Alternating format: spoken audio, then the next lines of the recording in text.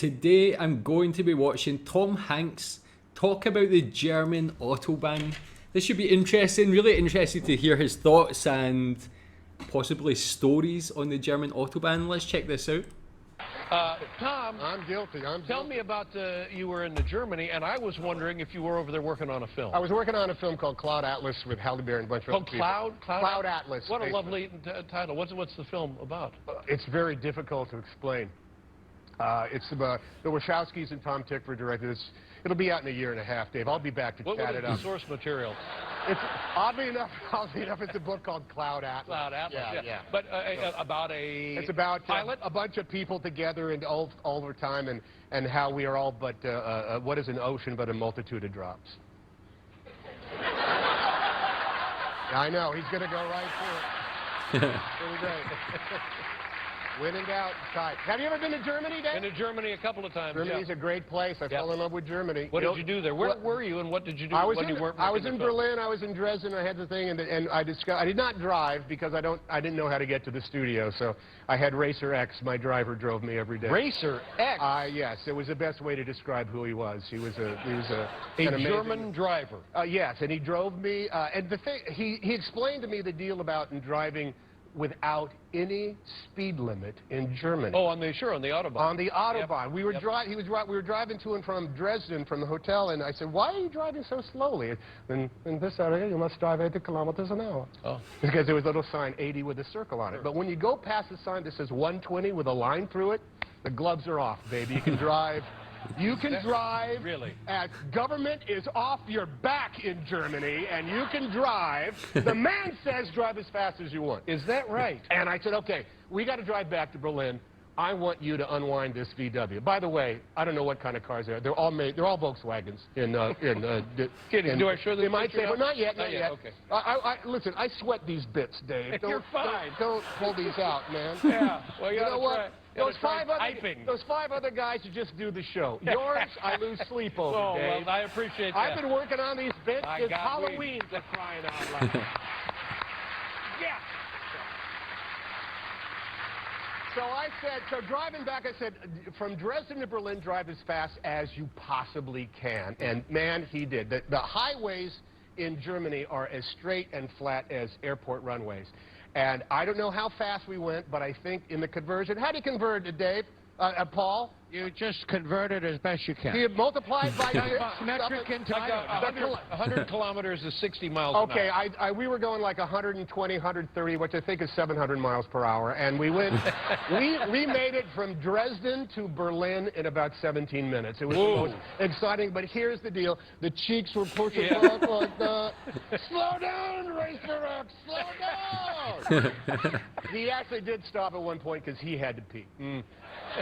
But we still made it. And this was all in a Volkswagen? Well, they're all Volkswagen. Do I go to the Not yet, okay. Dave. I don't know. Will you read these cards before I come on the show? Sorry, I've been busy. Later on, I drove that car. But you don't want to see it now? No, I'll show it now. Now? Well, if we got time before you go to one of your sad sack commercials. It might be a commercial for one of your films. Oh, let's watch it. We'll be right back with Tom Hanks, everybody. Yeah, I like how the first part when he's talking about driving within the speed limit, that seems to me like what I've learned so far about Germany and Germans. Like, follow the rules. They're like, cannot go above the speed limit. I think in a lot of other countries, people always push it a little bit over the speed limit, but I can imagine German people being so respectful of the rules.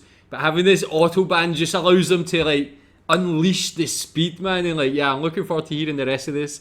Tell me how long it takes to get from Berlin to Dresden as well. Okay, so now you're in Germany. Yeah, and I wanted to drive. I wanted to see how fast I could possibly drive. So I called up the folks at VW, which is the only car company in Germany. Mm-hmm. Tell me is Volkswagen really the most, like, popular car? What percentage of people drive a Volkswagen? What about BMW, Mercedes? Are they a lot more common in Germany than other countries? Obviously, in other countries, BMW, Mercedes is like that premium, high-class car. But is it more common in Germany? There are no other cars except VWs. Even if they say Ford and Range Rover, they're actually VWs inside. So I said, can I test drive a car? They said, oh, yes, we have a car. We'd love you. And they gave me this, I love camper vans, and they gave me this VW camper van. It's called the California. I said, this is great. And they said, oh, I'm glad you like it. It's not for sale in America. Oh. I know you did this with your own. Yeah, old, yeah. I did. I have another old one, and Yeah. my old van has a, literally it's a bus. Yeah, It's bus like this. wheel. These new ones, Dave, that steering wheel is like this. You can Right. shape like that, and it drives like a fruit bat out of hell. This thing. But they can't. There's no speed, is there, with these things? The torque, Dave, the torque, as torque. it was explained to me, means that you can get that bad boy up to easily 130, 140 kilometers an hour, which I did. Oh my God! It was fantastic. Were you scared? I was. I never knew Tom Hanks was such a badass. The only time I got scared, Racer X was scared the entire time. Because he also had to translate the German GPS, which always sounded like, Abstand an Widerfluss. Which meant, veer left in 2 kilometers. And then you're on for a while, Abstand an Widerfluss. Which is How's like his German right accent? in Poland. It was like literally like that. And the two folks who worked for me, they were petrified in the back. But I loved it. And the only time I got scared was no matter how fast you're driving in Germany, someone is driving faster than you. Sure.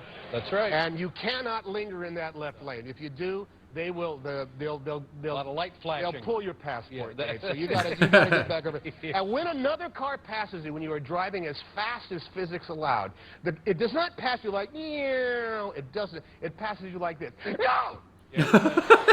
And a blur goes past you. Have you heard that sound?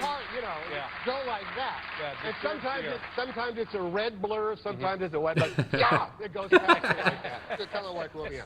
But Very I had good. a fabulous day. We drove from Berlin to Eisenhüttenstadt, of course. Eisenhüttenstadt. Which it was my destination. I don't know what that is. Eisenhüttenstadt is a model city built by the communists in 1953 to show people the great and wonderful life that socialism would give them right up until the entire system went to crap. Yeah. Yeah, tell me more about that. I've never heard of Eisenhüttenstadt. Is that a real place? How is it? And maybe I'll make a video on that, recommend some videos if there's anything about it. It sounds like an interesting concept. It's an amazing architectural place where it's a place where they're trying to rebuild it so that young and old people. Fascinating place. I loved going there. A lot of cement. A lot of cement. Yep. A lot of building complex number 1, and then we saw complex number 2. Then we walked over to complex number 3. And then guess where we went after that, Dave? Going out on a limb here. 1, 2, 3, 4. Boom. Yeah, we saw complex number 4. Now do I show the picture? Well, now you can show this picture. Okay. Now, in the old days, back in the day, when it was still called Stalinstadt, no lie, Eisenhüttenstadt looked like this. None of the buildings had paint.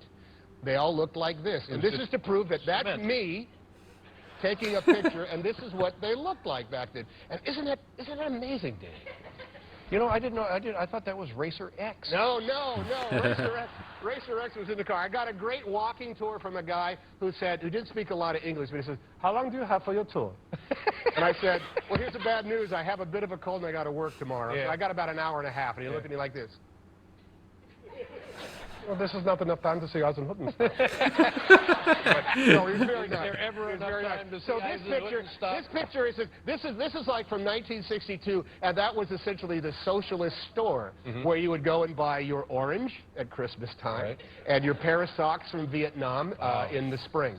That would be all they had. But look, this is actually what it must have looked like. No cars, no people, no nothing, just a dearth of everything. But what does it mean? What does it mean, Eisenhüttenstadt means Iron Hut City, or Ironwork City, because they built it for all the people who worked in the iron mill that's down there. And this was to be the pride of the communist bloc country. You would live there, you would work there, you would dance at Komsomol dances, you would shop and get your oranges and socks once a year, and you would love living. It's like that at Disney World. Remember when they had that community of Epcot, and then they had that Jubilee where you could actually buy a house there. And people still live there, and it's actually a gorgeous place. Now this was crazy.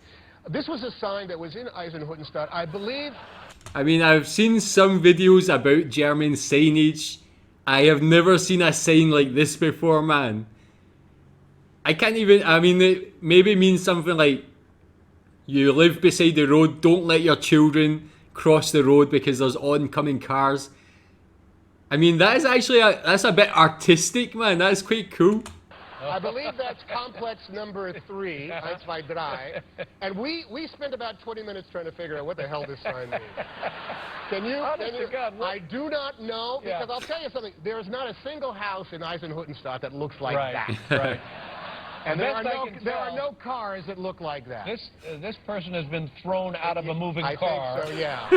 That might be. I don't know. That's Racer X. We tried to.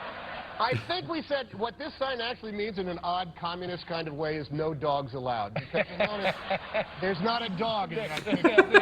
Here's what you're allowed to have. You can have a mad child, you can have the child in a car, and you can have a house, but you can have no other thing. Nothing else.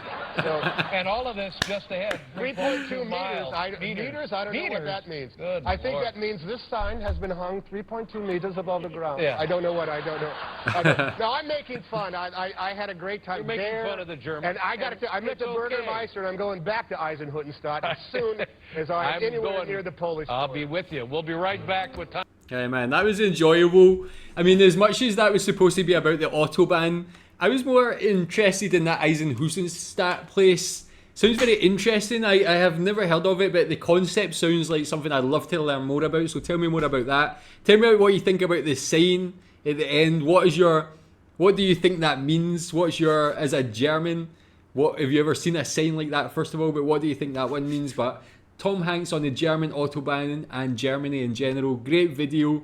Tell me what you think about it. Thank you.